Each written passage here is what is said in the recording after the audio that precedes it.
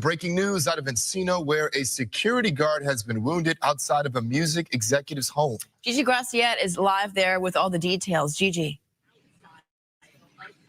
And the man, we're told, is fighting for his life. He's in his early 30s in critical condition and at last check was in surgery. You are looking live at this private road here in Encino. LAPD and their investigators still here. Take a look at this video just shot for you. You can see police officers around a guard shack, and that is where it is believed that security guard was shot multiple times around 2:30 this morning. 911 receiving many calls from people who said they heard 3 to 4 gunshots, and it's possible the victim was alert and conscious and managed to call 911 himself, telling police that he had just been shot here at the home. The suspects, 3 men, all reportedly armed with guns, wearing hoodies, took off running right after the shooting. Now, the multi-million-dollar home belongs to Amir Ismailian, better known as Cash XO, who together with recording artist The Weeknd founded XO Records and has made quite a name for himself in the music industry. At least 4 people were inside the home at the time of the shooting, and it is believed that the security guard was working for Ismailian, who earlier we were told was at home at the time of the shooting. We're working to confirm that. Again, a man left fighting for his life after being shot here. Police working on the theory that this was possibly an attempted burglary or home invasion, but they ran into the security guard first, shot him, and then those suspects took off running. Reporting live, I'm Gigi Graciette. Back to you. All right. There we are, D Street. Woo-wee. Hey, these boys and these guns, they gonna learn, man. Shout out to everybody in the building, man. Oh, we coming through. Yeah, hey, we took the private jet to Italy today, baby. We in Italy right now. Boys in Italy, boy. We in Italy right now, Street. Look at them. That's nice, dog. Look at that, man. That's nice, man. You ever been to Italy before? Nah, I've been to down Olive Garden. What? I'm saying that's the closest I've ever been was Olive Garden, dog. And that's salad off the thing, but I used to watch The Sopranos. I saw I've seen A Bronx Tale.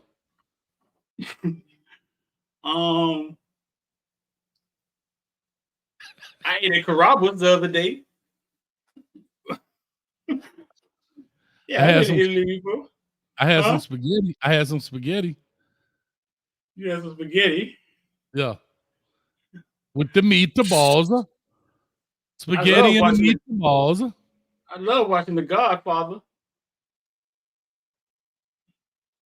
I put some Italian dressing on my salad. Did you know? I did. Pretty good. Yeah. I surely did. What else you got for me? Shout out to Lewis. Mama mia. Pizza.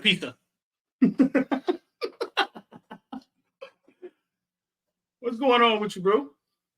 I went to the youth fair and got an Italian sausage. No Diddy. I remember I used to get them 20 men on Mario and Luigi and Nintendo. But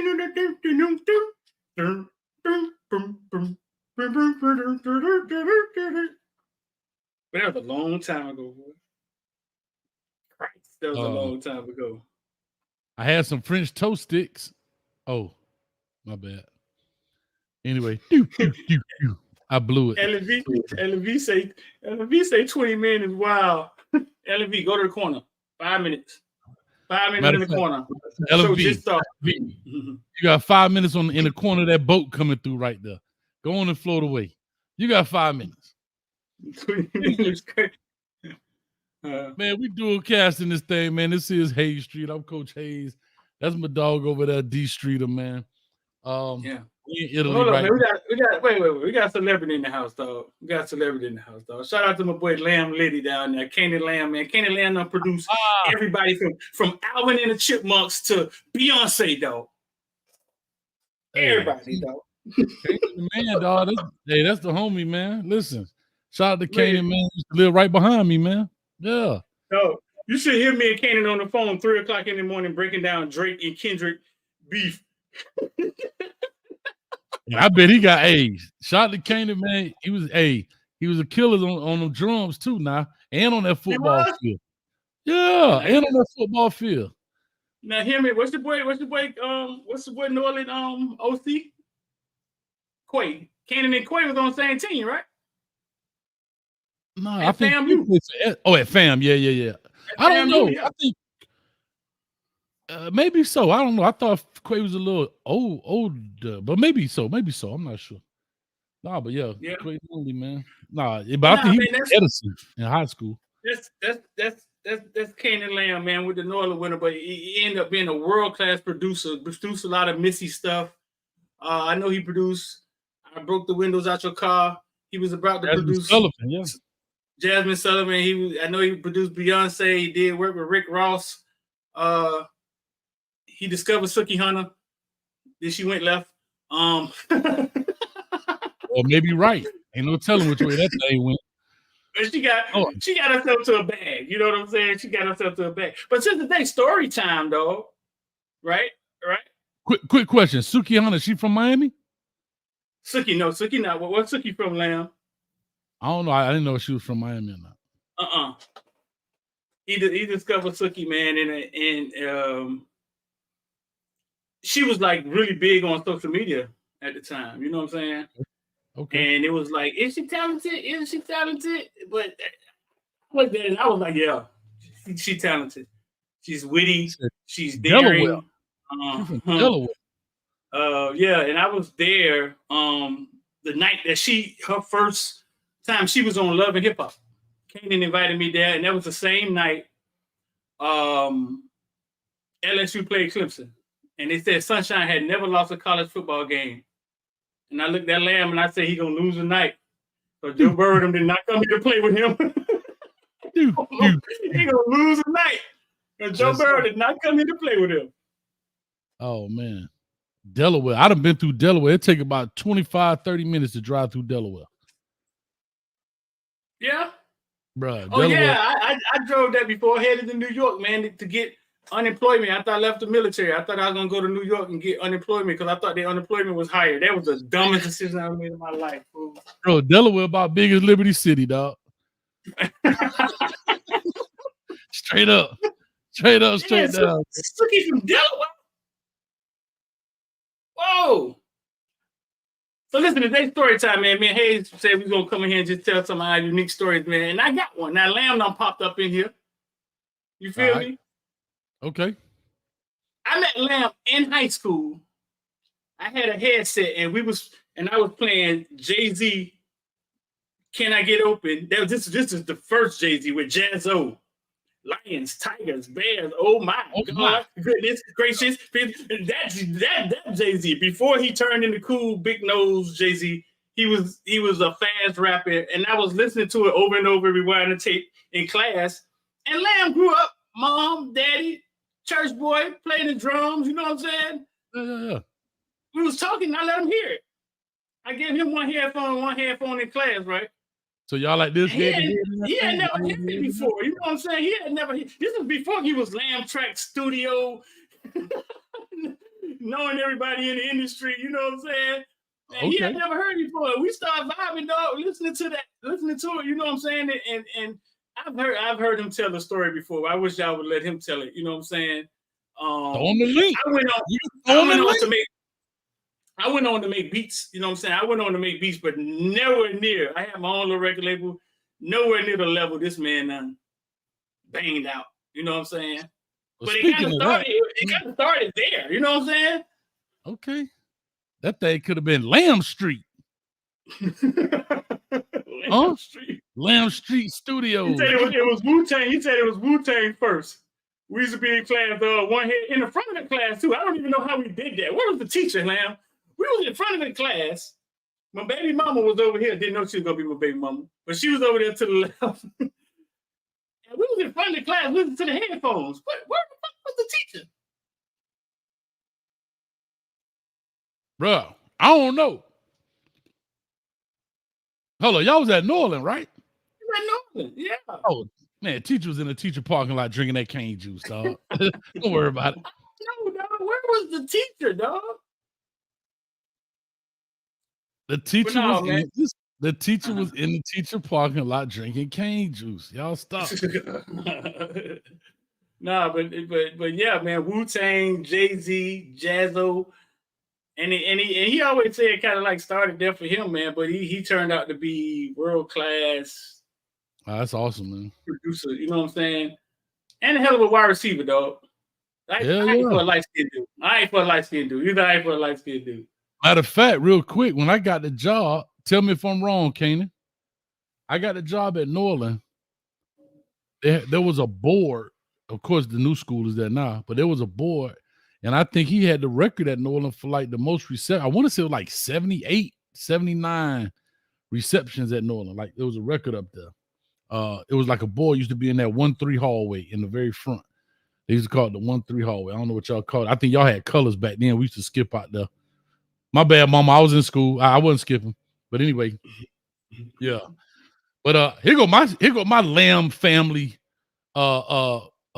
story since we talking about it. Shout out to Pastor Lamb. Used to have a bus. Huh? He used to have a bus. They used to take the kids because back then they had what they call M&M transfer, minority majority. So, we lived in Carroll City, of course, but we would go to Miami Lakes Elementary and Miami Lakes Middle School. So Pastor Lamb had a bus service that everybody, people used to get on the bus to go there because, they wouldn't take a school bus to pick us up. You could go there as long as you could find your way. So shout out to that. And I'm going to go back now. I used to go to summer Bible study. It was like a summertime, but it was Bible study back when his dad had the church in the warehouses. Back before, I think it was Spirit of Christ, when they had the church in the warehouses. Tell me if I'm wrong right there. Yeah, he told the bus service. Listen, them white vans used to be rolling, man. I remember our bus got shot at one. Well, it didn't get shot at. We was driving through the middle of a shootout right there on 42nd. I don't know if you remember. You weren't on that bus with us, Ken, because you went to another school, but we was riding, and I forgot you had a cousin used to drive, a heavy set cat, man. Used to drive the bus, dog. Man. Vacation Bible School, he said. Vacation Bible School, yeah. And I'm going to tell you, I don't know who this young lady was. You remember, speaking of music, Eric B. and Rakim, right? Right? Eric B. and Rakim. Remember that? Of course. What was the name of the song? He said, and we had to do something for that. Which one? Ain't no joke. No, hold on. Ain't nothing but sweat inside my hand. What's that right there? I dig into my rocket over one year spit. I dig deeper. Start it off. Pulling up with lint. That wasn't that How did it start? I ain't no joke. No. It wasn't I ain't no joke. Yeah, but that's ain't not no joke. You used to let that is how it started, ain't it? Oh, but that line right there. Hold on, man. What was the hook? Oh, Kanan, he passed away. I didn't know that, man. Yeah, that was his cousin, man. He was a funny cat, bro. Thinking of a master plan. Daryl Page just said. Thank you, CP. Okay. There was a young lady at the Vacation Bible School, and she remixed that. And she says, thinking of a master plan, it ain't nothing but a Bible inside my hand. So I dig into my pocket, all my money was spent, but I dig deeper, still coming up with lint. Then she flipped it, well, I turned the pages of my Bible in the word. And so I remember that like yesterday, dog. I don't know why I remember that. How do you remember this, man? Bro, there's some of the craziest stuff in life we remember. Why? I have no idea. But that was right. I don't know who the young lady was. If she was to walk up to me today and said that was me, I would have to believe her. I can tell you, but I remember. And I was like, dang, she killing it, bro. But I remember that. Thinking of a master plan, ain't nothing but the Bible inside my hand. Yeah. Yeah. Shout out to her, man. I don't know who she is, but shout out to her, man. That's awesome, bro. Yeah, man. I didn't know your cousin. I didn't know you passed, bro. I'm sorry to hear that, brother. Yeah, bro. But no, that's a cool way, dog. Cool way to start off, man. It's today's storytelling day, so that's a cool way to start it off, dog. Yeah, man. Yeah. And I'm gonna go back. Now, our parents was cool too, not Kanan. Our parents was cool. I don't know if you remember. It to be very funny, to be honest, not being funny, but it was okay to handle. I think because I was a year older than Kanan. I think I'm a year older than Kanan. But he a year younger than you, right? Yeah, a year or two. Yeah, I think he's a year younger than us. Just one by one. And back then it was okay to people used to pass over baby clothes and stuff like that, that kind of thing. Now it's an insult if you try to help somebody. But I remember my mom saying that, man. I remember my mom talking about that, but that's all right. That's all right, man. Tell your folks I said hello, man, and wish them all the best, man. My mom too. Anyway. So what's going on, bro? Nothing, man. So let's talk about this, man. We in Italy right now. We just jumped off the private jet. The digital private jet. And we floating through this thing, man. Quick question, man. Let's talk about this. What may be one of the craziest things that, because I know you used to go, especially when you kind of started off Footballville, I would assume, looking at the channel, a lot of it dealt with youth football, right? I would assume. Yeah. Mm-hmm.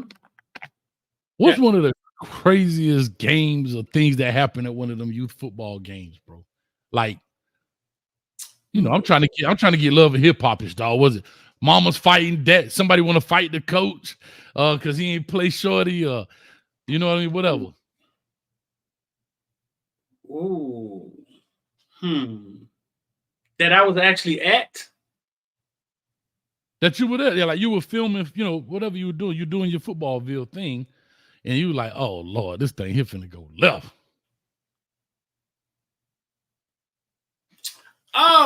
Maybe not. The first one come to mind, man, is when we had War Ready football. We used to War Ready during COVID. We created War Ready, and we would the teams didn't really have the leagues didn't know if they were going to play during COVID. You know what I'm saying? They wasn't really sure. And we created a tournament throughout Florida, in different places in Florida. Uh-huh. And it was called War Ready, and we would invite teams in. We would invite teams in from different places because they didn't have anywhere to play. And at one of our tournaments, I think we were in where were we? Like in Tampa somewhere, man. I got there, and a friend of mine whose son was playing in the tournament, man. If I knew you were going to ask this, I would pull up the video. It was his son's first football game, but I got there. He was arguing with a dude. I think one of the coaches on the team, man. You know how the coaches get into it all the time. Right. And Hayes, I think you froze, Hayes.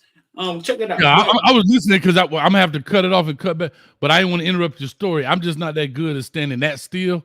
But I'm hey, yeah. So and telling your story, I'm gonna log this off. And he was getting into it with a dude, and I think they had like a little scuffle, if I can remember this right.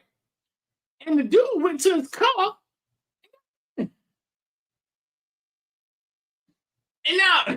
And now you got, and this thing, the same coaching staff. Same coaching staff. Dude with his car got a gun. He done pulled his gun out, man. They fighting in the parking lot, man. And it was kind of surreal. It was kind of surreal that it would go that bad with the same staff. You know what I'm saying? That may be the wildest thing. That may be the wildest thing I ever saw. That may be the wildest thing I ever saw in like youth football, other than being at Carol City Northwestern, 5,000 people in the stands, the trash pile, and then you see the other side of the stands. Everybody starts running down the stands, and then they start screaming, they shooting. Like witnessing that in high school. You know what I'm saying? Like that was pretty bad. But right off the top, that's like the first thing that come to mind, man. War Ready, man, and them boys, coaching staff getting into it and put out guns on each other. Coaching staffs. Yeah, that was kind of that was kind of surreal.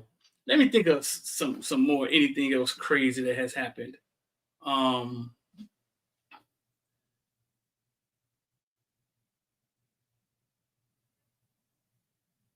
I think I'm back. Lamb said he played in the game where they were shooting at trash foul. Bro, I'm telling you, man. Yeah. So no, I think that's if I could think of some crazy youth football stuff right off the top, that comes to mind. That's the first thing coming to mind. Coaching staff pulling out guns on each other and fighting. Women, girlfriends fighting girlfriends, and yeah, bro. Yeah, that's like, and you think about it, that's back then, and that stuff still happening today. Who was it? Whose brother, man, played in the league, ended up shooting the dude at the game, man, killing the guy. Yeah, the brother, Salib Khalib, yeah. Wow. I think that was in Texas. Texas, yeah. Was it Texas? Yeah, Texas, man. I think he's in prison now. I think he's in prison now. Bro, about a football game, dog. Yeah, I mean, men, we get a little that ego. Yeah, it get outside the football game, then it turn into something else, man. But I don't know, bro. I don't know. I don't know. I don't think it make you tough to shoot anybody. I don't think it make it tough. If somebody make you mad enough to have to shoot them at a football game, I don't think that make you tough. I don't subscribe to that. I don't understand that. I don't subscribe to that. Like, I'm trying not to let people make me that mad. I agree. Like, I've been watching like First 48 and stuff, bro. And I'm sitting there watching it, and I'm looking at these people in their face. And I'm like, bro, you finna ride, dog? Like, you finna ride out? Like, you finna ride, bro? And there's half of the stuff be the stupidest thing. I saw a kid, matter of fact, I watched this, was it yesterday? Mm-hmm. A kid in Texas from South Oak Cliff in Dallas had an Oregon offer. This was 2013-ish. I believe, when you're watching Prime Video or something like that, they got the old episodes on. And I'm watching it, and the detective sitting up there like, oh, good play. So I looked this dude up to see if I could pull up his huddle, and it's up there. This man lost 2 years of his life because he just drove the car. He was a high school student, dog. For driving the car. Mm-hmm. And the dude he in the car with, we talk about people knowing who you with. The dude they got that actually did the shooting, he was driving, and he claimed that he just took him over there. They thought they had beef. They was gonna have a fight. They ended up doing a drive-by. But the dude in the car, now this cat's supposed to be going to college. The dude in the car, like, well, I sit on the code, but I'm on the code, blah, blah, blah. He talking big time tough. And this little kid, like, man, I didn't know. They was my friends, and they said they wanted to fight, and that's what I thought. And this man, he went to jail for 2 years, but lost his scholarship. And his mama went in the room, bro. And when his mama went in the room, the first thing he said, I'm gonna tell you how mindset. Mom, I'm not gonna be able to play the rest of the season. Dang, that's the least of your words, young man. Bruh.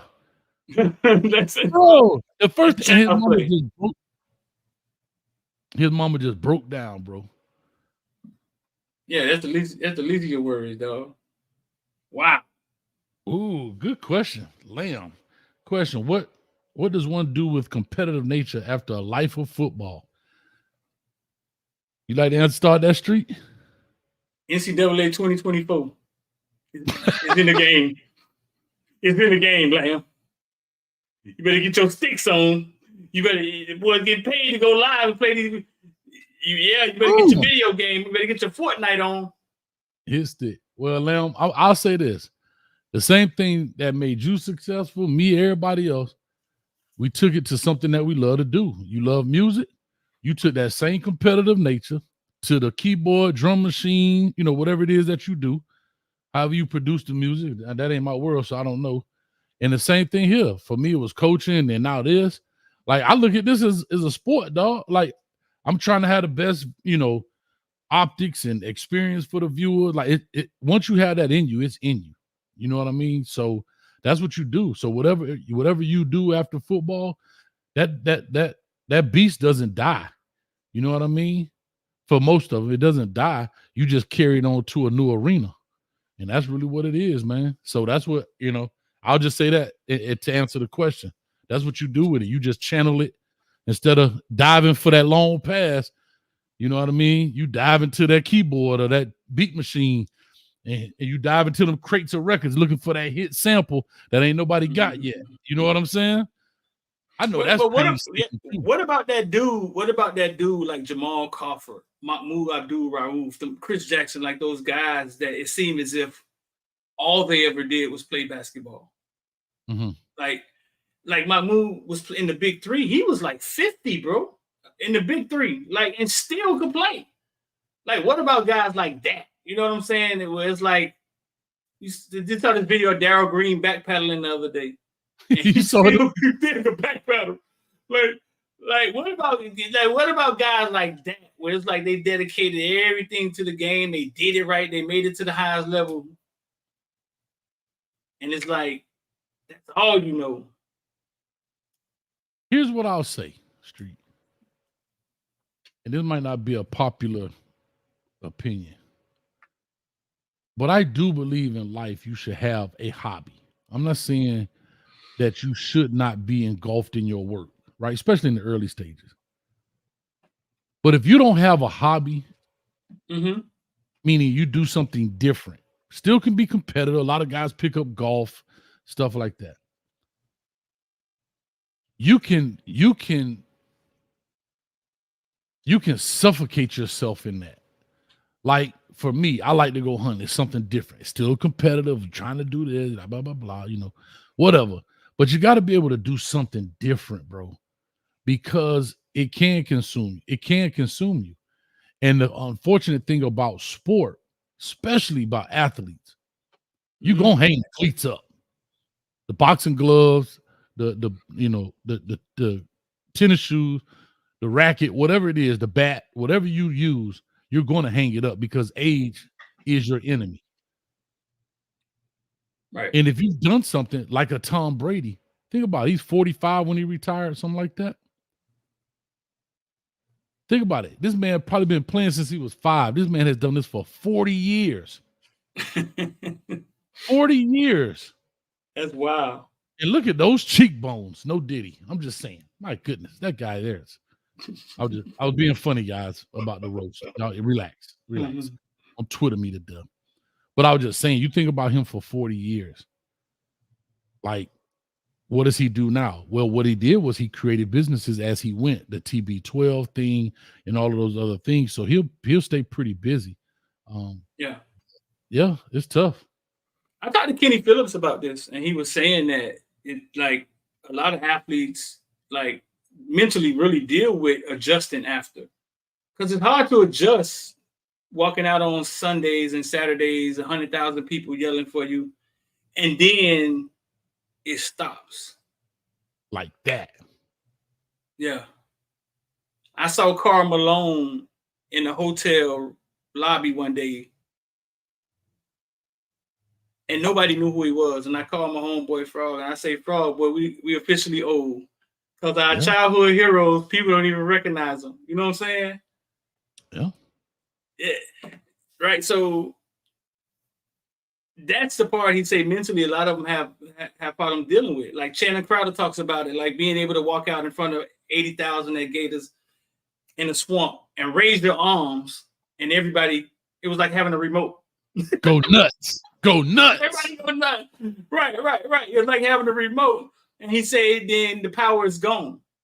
Now your kids, your wife won't listen to you. Mm-hmm. Yeah. And it's hard to deal. It's hard to deal with. And you got like 50 years of life left. Right. That's what I was telling people, man. Shout out to Joe. We were talking. For those who don't know, Joe Milton played for me, drafted to the New England Patriots. And we've had these conversations before, but I was telling him, I said, Joe, I said, always remember, have a retire. I never talked about plan B. Everybody, when you say that, it's got this negative connotation to it. People think, like, oh, plan B means you think I'm a fail. And I remember telling him, I said, Joe, make sure you start forming or having ideas of a retirement plan because you're going to retire. I say, even if you're blessed to have a career like Tom Brady, play till you 45, Joe, you 23 years old now, and you can play till you 45. You're going to hang them up. I say, and by that time, you'll be my age today. You're still young. You can't just lay in the bed every day. You understand what I mean? Because back to what Kanan said, that competitive nature gonna make you get out that bed. So start formulating those ideas now. But anyway, here's what's even funny. At least those guys, huh? Oh, okay. Okay, perfect. Go ahead. Those guys right there played on and had their light kind of turned off, or maybe retired and they turned their own light off. What about the left guard for Alabama, who been starting 4 years, this, that, and the other, blah, blah, blah. They go win the natty, da, da, da. Now, Monday is the national championship. Tuesday, they looking for a job. Right. Nobody to hit. Holy shit. No 2 days. And you 22. You're 23. You're 22, 23 years old, bro. It's just over. And everybody for the rest of your life want to talk to you about Alabama football. And you trying to ignore it. Right.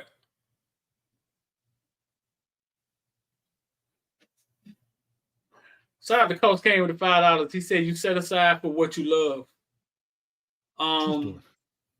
Thank you, man. I think a lot of I think a lot of people don't find out. You know how many people go through life and don't find out what they're passionate about? Like they don't ever find out who they are or what they love. You know what I'm saying? What they love.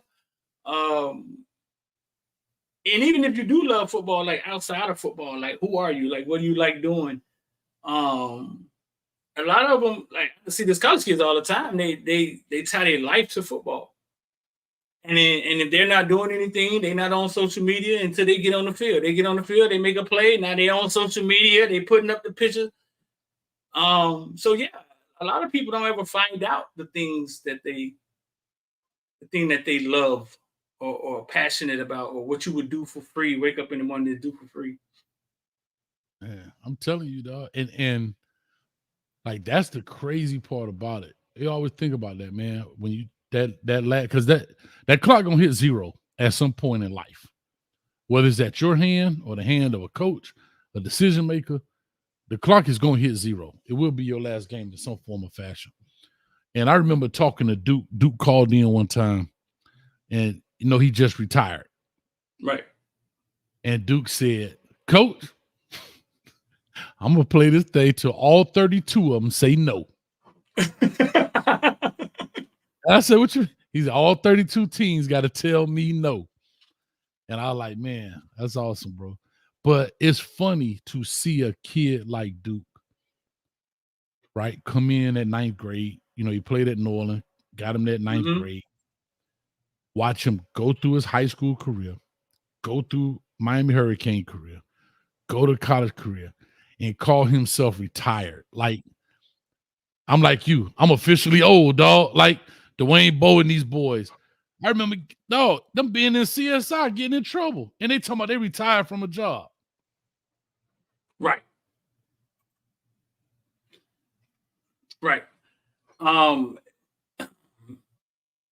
For Duke to just come out and say he retired, right? I know he still wanted to play football. You know what I'm saying? For a fact. I know that for a fact. He still wanted to play. And sometimes the game ends like you don't make that call. I remember Najee Davenport explaining to me he had just worked out. He was working out and he knew it was over. He was working out and he just stopped and said, "Man, I'm finna go to Waffle House." Or IHOP. What was Waffle House? IHOP. And that was it. He realized that that's it. I'm done chasing the chase. You know what I'm saying? And I mean, this is Duke Johnson in high school, Duke versus Glade Central. An electric night, bro.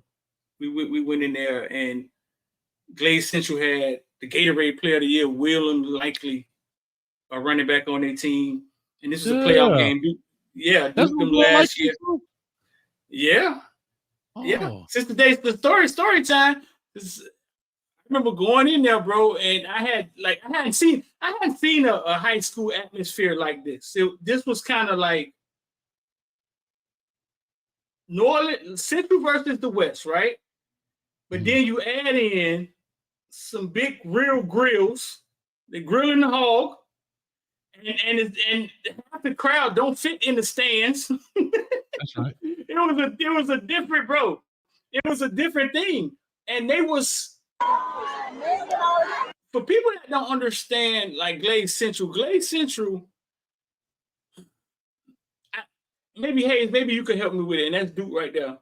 That's me recording from the stands. This is when I didn't know how to get on the sideline. When I first started Footballville, I thought it was something special to be on the sideline. I didn't know how to get there. Glade Central is like, kind of reminds me of Booker T. Like they get who they get and they coach it up, and it's a lot of. They're not big, but it's a lot of football passion in their culture and in the way they play the game. They play it tough, they corral to the ball, and they play football in a tough way. How do you explain that, Hayes? Like, what am I trying to say, dog? Well, it's ingrained in them, right? You're in a small area, Belgrade, Florida, /Pahokee. You know, that's the Muck Bowl. And they're probably about maybe 5 or 10 minutes apart. And that's the only thing smoking. So you're a Belgrade person or a Pahokee person. You're born and raised and bred through that. Everybody in your family, if he was a male, played on that team. They have a legacy. Great players have gone through there. And there's no real competition of other teams stealing your player. It's not like like Miami, 50 high school. Right. You got Central trying to get the same kid, Northwestern trying to get Edison, trying to get this kid. This is where you are, so you got to deal with it. It's not like, oh, I'm going to transfer over here because coach tried me. Man, deal with it. It's almost like a varsity blues feel. That's the best way I can say. Friday Night Lights, right? Right. It's the only thing it was electric, dog. It was electric. And I remember going there, and this old man in the stands was kind of like, boy, y'all ain't never seen nothing like Will Likely. And Will Likely, they had chosen him as Florida's Gatorade Player of the Year over Duke, over Eric Flowers. Like they had chosen him over Duke. He was Florida Gatorade Player of the Year.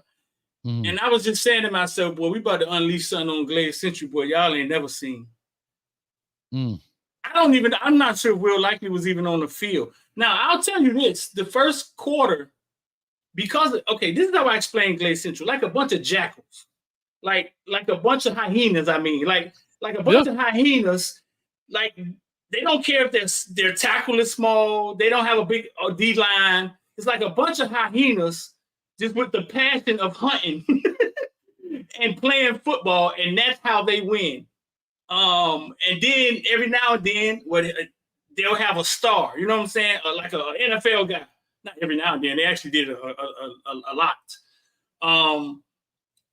And they were able to corral Duke in the first quarter. It almost seemed as if they was as fast as him, right? And was beating him to the punch. But we had Eric Flowers on our offensive line. They got worn down probably eventually. And they eventually wore him down. And when they wore him down, he went to gashing them something serious, though.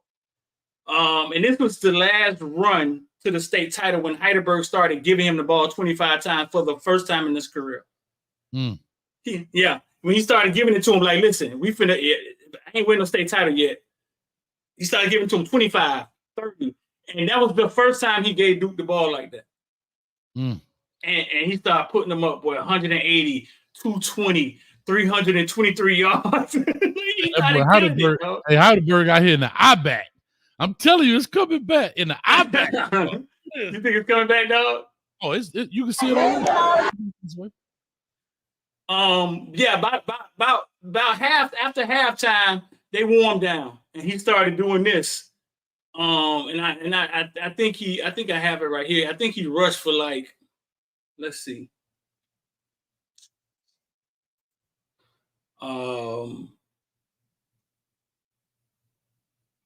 Let's see.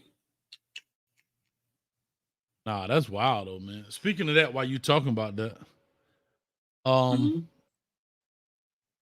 I said, let me see. Oh, dang, I had a story on the tip of my tongue, man, talking about Jackson. When I was at Jackson was like that when we played a Popka, right? We had probably 40 players on our team. Man, we jumped out on a Popka, right? So we had this cannon. I don't know if Jackson, y'all let me know if y'all notice if Jackson still shoot the cannon at the games. If so, guess who's responsible for that? This guy right here. This guy responsible for the cannon. One second, Hayes. He had 250. He had 258 yards that night, and he was just getting started in the playoff. Stank with it. That right there was me and my homeboy right there. Hey, South Florida Sports Network. Oh, really? Yeah, that was ours. I used to see it, but y'all boys ran the line through the ESPN too. Look at y'all boy, SFSN. That was a. So we played. So Jackson, we come up to play Popka. Everybody's heard of a Popka, Warren Sapp, and all those guys, Merriweather, and so forth.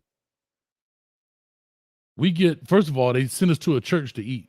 They give our kids an entire chicken, dog, not a Cornish hen. I know what a Cornish hen is, but not a Cornish hen, an entire chicken. Now, remember, these boys off 36th Street, Alapata, stuff like that, right? Excuse me, I'm sorry. Bro, we like, no. We cutting the thing in half. Y'all take this, we save it for later, blah, blah, blah. Anyway, we jump out. We jump out on the right street. Let me fix this so people can see, because I know I'm probably real small. So we jump out on them. Bro, we take the opening kickoff. Holla to the crib. A Popka, as all people know, are blue and white, right? And they'll have a little gray in there. They wore all black uniforms. All black uniforms. I ain't paying no attention. We score. We had again, with the general, so our ROTC guy, I forgot his name, Colonel something. But anyway, he fires that thing. Bam! And it shoots 10 gauge blank shells. That's what it shoots. The cannon ain't no bigger than this, dog. It's a little thing. Bam! Bro, everybody in the stadium get down, think they shooting, dog. The police officer don't draw their weapon. They coming out. They like, nah, you got to put that up. You got to put that up. So we had to put it back under the bus, lock it, da-da-da. But anyway, we jump out on them. Bro, we like little bumblebees out there stinging. They had a dude named Tom White end up playing at Tennessee number 7. Bam! Lighten him up. Like they lighten him up, dog. And he went out. They brought another dude in. I'm like, dang. Eventually they wore us down. But at halftime, the kids said, Coach, something ain't right. Looking like, I don't know, man. Say, Coach, they changed their jerseys, Coach. They changed their jersey. So Rick Darlington had never wore black uniforms ever. He was a coach there. They went in and made them change their jerseys from black back to the blue. Right? Because that he was superstitious like that. He was like, never again. So when I got the job up you can do that? I meant, yeah. You want to change jersey? Yeah. He spent the whole time changing their jerseys, dog. But they wore us down, and then they end up getting us, dog. They was, because they was running the wing tee and all that stuff, and our kids were just tired, bro. We was worn out, man. Shout out to that team. That was a fun. Who does see on the screen? American Heritage and Central on the screen? Yep. Yeah. American Heritage didn't used to be, nobody played for them until they moved up. Sonny Michelle them. Sonny Michelle and them guys, man. Sonny Michelle and those guys. Uh-oh, Street, what's happening? Oh, I gotta fix it. Back to Little Italy. But anyway, nah, they switched jerseys at halftime. I'm gonna see if I can pull that up, man. I didn't know you could do that. I've seen a youth football team do that before. I didn't know you could do that in high school football. Matter of fact, your boy actually made the highlight tape, John Drummond, Genron. Genron. I remember seeing his names on those highlight tapes. Genron. Is this it right here? Oh, this is their highlight tape.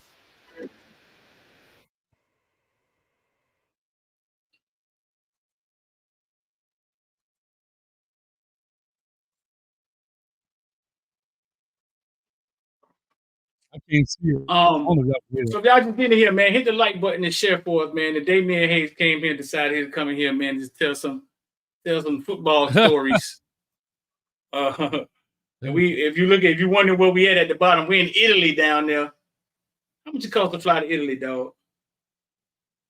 It cost us nothing, dog. We on the PJ, baby. How much it cost to fly to Italy, bro? We on the PJ. What you talking about? Stop it. Oh yeah, Joshua says Tony Michelle, Isaiah McKenzie, Torrance Gibson. I remember Torrance Gibson was Gibson was nasty. Bro, they best player. So listen, their best player. Their best player was the kicker. His name was Morgan Marshall or Marshall Morgan. I don't know, a guy with two first names. But anyway, I watched him. We went to scout them play Dillard. This dude kicked a 59-yard field goal in high school to beat Dillard and cleared it, dog. The dude was kicking kickoffs through the upright in high school, bro. He ended up going to Georgia with Sony Michelle and them. I don't know why he never turned out, but bro, the defensive goal plan was they can't get to the 50, dog. They can't get to the 50 street. Because dog, they could beat us field goals. That was the plan. Don't look, because Sony Michelle wasn't playing. He was hurt that game.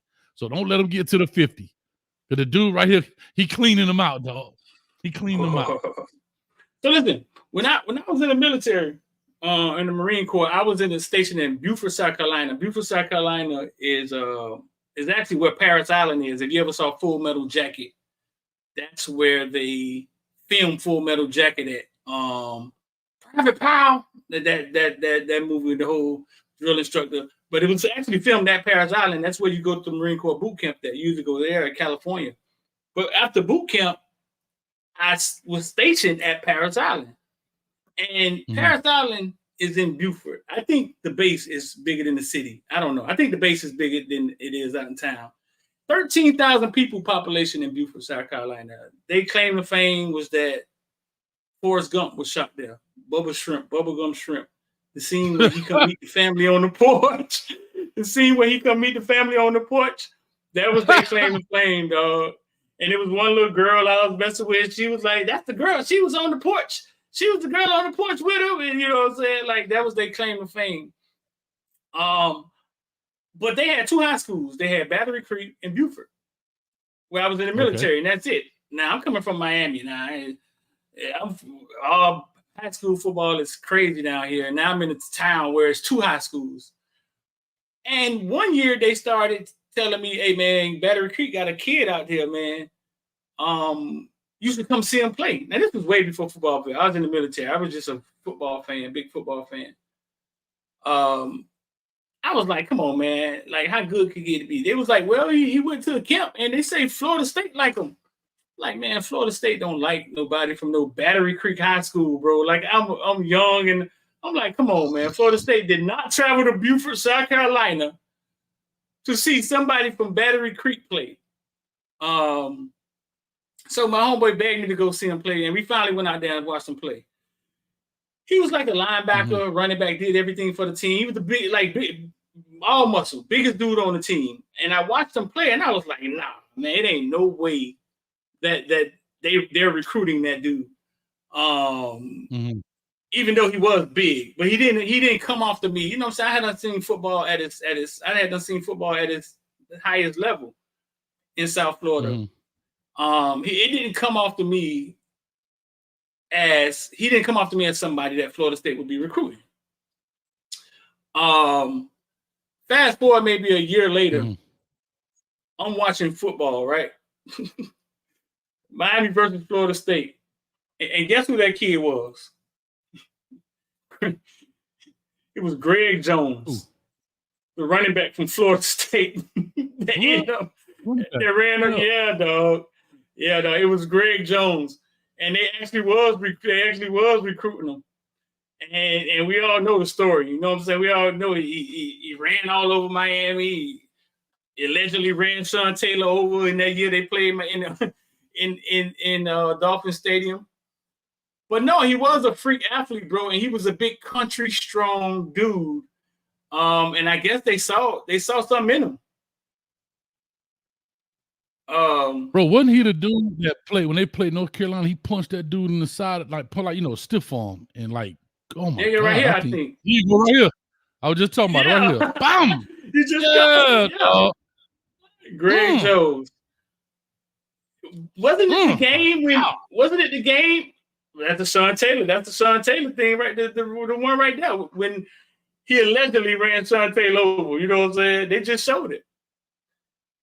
I just talked about it and it came up. Yeah, bro. That was crazy, right? Look at this. Now, woo. Oh my god, bro. That was Dre Bly. That was Dre Bly. He did that too. What? That was That was right. That was Dolphin Stadium right there when he got the best of Sean Taylor. Yeah. Dog. And so at the time, my kid's mom was dating Buster Davis, the linebacker from Florida State. She went to Florida State. And that day they played Florida State and Miami, they came to eat at my baby mama's brother's house. Huge Florida State fan. You know what he asked that man before he walked out there that night? Who is he? He said, bro, my baby mama brother. They came to his house to eat dinner. Buster Davis brought Greg Jones and a few dudes over there. He asked that man a day before the game. He said, dog, just do me one favor. Run Sean Taylor over. Oh, he is a Florida State fan. That's okay. I get Huge Florida State fan. Dog. He asked that man to do him one favor. Run Sean Taylor over. That's a big feat. Now, that was a huge feat because Sean Taylor had got the best of him at Florida State in the rain game. I think it was the rain game at Florida State. With him and Greg, he knocked Greg Jones out on the sideline. But this dude, man, was a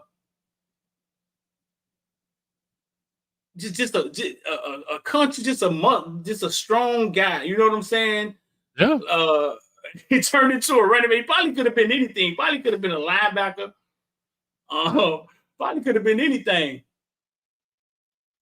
Yeah, no, but I'll never live that down, Hayes. I was totally in denial that Florida State would come to Beaufort, South Carolina to recruit a kid. Dog. I wasn't buying it. If you could, dog. And I'm telling you, back then it wasn't like no huddle tapes. You had to know that dude was there. Somebody knew somebody that knew somebody. You know what I mean? It wasn't like it is today. You had the recruiting services, Bluestein and them guys back in the day, writing articles and going all over the place. And yeah, it ain't like it was back in the day, bro. Right. Hold on, I'm trying to get this. Yeah, I was dead. I was totally in denial on that, dog. I was dead wrong. Dog, you don't got no That's crazy funny. coaching stories, dog. I know you don't see everything in the locker room. Oh, listen. So I'll just say this real quick. Speaking of Northwestern, we playing Northwestern. Get ready to go on the state. This is the game before state. Coaches had to be separated. It was about to go down. Police get in. You know, we all had school police. School police get involved. They got your boy back there locked hand for the game. Yeah, coach is about to get into it with the player. Players ready to fight. Dog, I'll never forget this, dog. So we do the prayer right before under the goalpost. And for those who don't know, Coach Dunn, you know, religious guy. And Coach Dunn used to pray at fourth quarter. Like at the end of the third, he bring the team up and they all prayed. That was his thing. Like between quarters. Right. Bro, before the game, you know, rest in peace to our D lineman at the time, Nigel Cawley. He was, you know, they were trying to get at him. Remember Coach Chop? I think he had Central still. I'm not sure what school he might be at.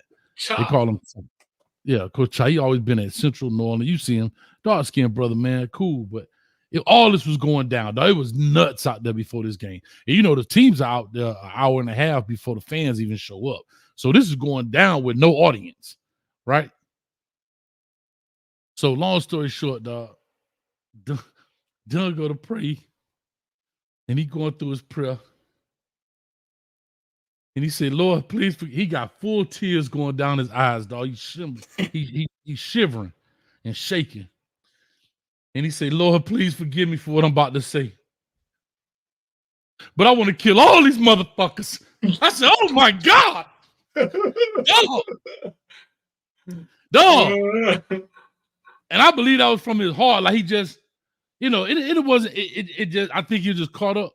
But dog, when I said set that team off, and guess what? Willie Pope, shout out to Andre Johnson's little brother, goes over the top to win that game 21-20, and that sends us to state. Right over the top. Boop, plucked it right out of the top of the hand to go to state. What happened before the game? It was a fight? No, it was just not, like, you know how you at the 50, and then the kids line up at the 45, so you don't see, and then it's jarring and talking, and the coach is getting into it. Man, blah, blah, blah, blah, blah. And like, it's just, it was out of control, dog. It really was, dog. It really was out of control, dog. And everybody was just like ready, dog. School police, Officer Conyers, he had me like this. The other dude talking to that, dog. It was nuts, bro. It was nuts. And then we played Edison one year. We doing the handshake. I don't even know who Buddy is from Edison. That's why we tell kids, keep your helmets on when you do the handshake. Some dude came out of nowhere with the helmet, cranking it right across the top of the head, dog. And it was on and popping. Yeah, bro. He started fighting? Oh my God. We were playing, it was at Jackson was playing Edison, man. Yeah, bro. Yeah. Yeah. At Edison? At Jackson? Jackson? Well, Curtis Park or whatever? I don't know if it was Curtis. It may have been Curtis Park. It may have been Curtis Park. It may have been. I think it was at Curtis Park. I think it was. Bro, I got a crazy story too. We playing Berlin Jesuit in the playoffs. Bro, Berlin Jesuit, for y'all don't know, they look like Michigan Wolverine private school. Shout out to Don Chaney. Bro, we supposed to have home field advantage. These funky mother lovers called the state. Because Curtis Park was our home field on 20th Street. Bro, they called the state and said they didn't feel safe playing at Curtis Park at night. And the state changed the game to their house, dog. Yeah, bro, here go the worst part. When we get there, they locked the gate. We had to jump the gate to get in there, right? They watered the field down so it's muddy in the middle of the day because they don't have lights, so it's a day game, right? And then they had the announcer calling out play-by-play. Miami Jackson lines up in a 4 wide. Bro. Oh my God. I'm trying to remember. I don't know who the heck I don't know if it was at a big time play on that team, but yeah, man. Now that was fun, man. That was fun stuff. So I got one more. I got a short one. So in high school, I got to cover Lamar Jackson. Now y'all have to understand that these guys aren't who they are in high school, right? So Lamar Jackson was out in Boynton, and he was kind of considered, I don't know if it was 3-star, 4-star. He was kind of considered like people from Dade County, Broward County. We're very pompous. We're very arrogant, right? Like, like, you know what I'm saying? Like, he was from Boynton, and I don't think people really took him serious. I don't know. I don't think people took him serious, or they just didn't, because he played for Boynton. Boynton would make it to the playoffs, and eventually go against Dalvin Cook and Joseph Yearby, and they would meet Central in a shootout, and they would lose. But I got to cover him the second time he faced Hollindale with Tyler Huntley and all those guys, Jalen Falk. I think Zach Moss was on that team. And I was the only. This is how I was the only guy there that recorded the game. I was the only one that recorded Tyler Huntley versus Lamar Jackson. That highlight is out there on YouTube. I was the only one recorded the game, and they went at it that night. So Lamar Jackson eventually goes to Louisville, right? And once again, he's a black quarterback. Like, people don't know if he's a quarterback and a wide receiver. That whole fight going on. So he's sitting on Louisville's bench. And I remember one day at work, my homeboy Williams was like, we just didn't talk football. Simon Williams, who played for the University of Miami, big offensive lineman, he was a CO with me. And we would sit and talk football. And he said, we just talking. And he said, bro, you think do you think there'll ever be another Mike Vick? Like Cam Ward looks in practice. You know what I'm saying? And I looked at my homeboy Williams and I said, bro, listen, I thought was somebody that was faster than everybody. But I also saw somebody that could back up, and he was so creative. Maybe not get hit so hard. Starting spring practice at the West, and everybody was around the gate. And he told the team to go over there and thank the people, man. So shout out to Teddy Bridgewater. I think he'll do great things at the West, at his alma mater, man. Right. Coach, that's how you do it. One of the best players I've seen, man. One of the good football minds and everything else. Great job, man. I don't see how in the back cage that might take us out of here. Literally, we might be you might have put the skull emojis up, because I must have watched this thing a gazillion times straight. And I don't know why it's so funny to me. I don't know why it's funny, dog, but I don't see how. Right here, man. This job is straight hilarious to me. But yeah. You ready? This was fun, dog. Yeah, dog. Can you make it bigger than that? I don't know, dog. I don't know. How we make it big? Let's see. No, man. No Diddy. There you go. Look at this foolishness, dog. Look at this foolishness. Overhead chop that time. I don't know why this job's so funny, dog. Watch this. Walking the ropes now, Santana Jackson. Into the arm. A flurry of chops now from Santana. Haley blocks that attempt, puts in the midsection. Bro, why this so Jackson funny? up the rope, cuts the clothesline. Capitalize on this advantage. That is funny. Hitting those ropes. God damn, that's nice. Now with it. Jackson reverses the whip. Still, with Santana's, there's look at How do you prepare for that? And Owen walking to the corner and now walking the ropes. Hey, man, where did you find this, bro? Bro, my Twitter algorithm is out of control. My Instagram algorithm is out of control, bro. Where did you find that, man? Bro, you see the stuff that I bookmark and save just for my I don't see how's, dog. My algorithm is bananas, bro. I don't know how in the world Michael Jackson, but dog, when the man spun around with the perfect arm bar, I said, yes, Lord. He on one, boy. That job was too funny, man. I don't see how. See how Dog thought. Dog saw this video and then thought it applied to him. your friend is fine as fuck. Why the hell are you letting him outside? Hey, man. He said, whatever that was, if your boyfriend is fine as F, why do you let him outside? Yes. Why do you let me outside? Why not? Do you find me attractive? Yes. Do you care about me? Yes. You think I'm fine? Yes. Why do you let me outside? Why not? Did you let the cat outside? No. Why not? Because somebody would take her. Nobody's taking you. Let's be honest. Oh, damn. If your boyfriend is fine as fuck, Yeah, why the hell are you letting him outside? Hey, man. Yes. Why do you Taking fun of himself. No, that's Bro. going to be the new thing now. white guys take these little black sayings from these women and then just turn it into something else. Man, bro. She said, he said nobody's taking you. Bro, she said, "Cause somebody gonna take the cat." That's messed up, Street. That's messed up, man. But man, let's get out here. I got 5 minutes to this next episode, and I'm gonna probably be late. We gonna might as well just call it 8:45. It is what it is, man. But yeah, man, let's chop this thing up, man. I appreciate y'all hanging out with us. Over 200 some people, man. We've been dual streaming this on both sides, on both channels. We call it both sides of the street, man. We just call it Hayes Street, just to have fun with it.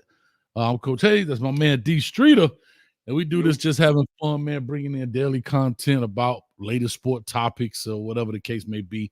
This is a dead period kind of right now in sports. So we may not be just talking about sports. It's okay. Ain't a big deal. Life goes on. But you know what it is. We're going to always have fun on the block. Ain't that right, Street? Always, though. It's always a good time on the block. So sports, culture, Bitcoin, the ball. Bitcoin, ball, and beyond. Speaking of Bitcoin. Speaking of Bitcoin. Street, I need to have a talk with you, dog. Woo, that thing got 62. Bounce them out. That thing was getting ugly. But anyway. That thing got 62. Yeah, anyway, man. Shout out to it, man. Let me get this thing rocking and rolling. I got to get up at you. So with all that being said, we appreciate you. See you tomorrow. Same bat time, same bat channel, same bat street. We out of here. Peace.